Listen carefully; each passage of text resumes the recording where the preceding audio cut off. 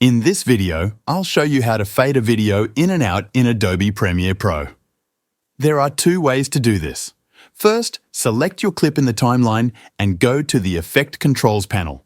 Find the Opacity section and click on the stopwatch icon to create a keyframe. Set the opacity to 0. Now, move a few frames ahead and set the opacity back to 100. This will create a fade-in effect. To create a fade-out effect, repeat the same steps. Move your playhead to where you want the fade-out to start, create a keyframe at 100 opacity, then move a few frames forward and set the opacity to 0.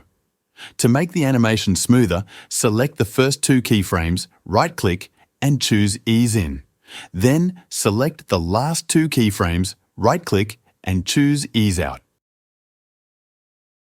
Now, for the second method, hover your mouse over the edge of the clip in the timeline, right-click and select Apply Default Transition. This will automatically add a fade effect. If you want to adjust the duration, simply drag the transition to make it longer or shorter. You can use this method at the beginning or end of the video, and that's how you can create a fade-in and fade-out effect in Adobe Premiere Pro.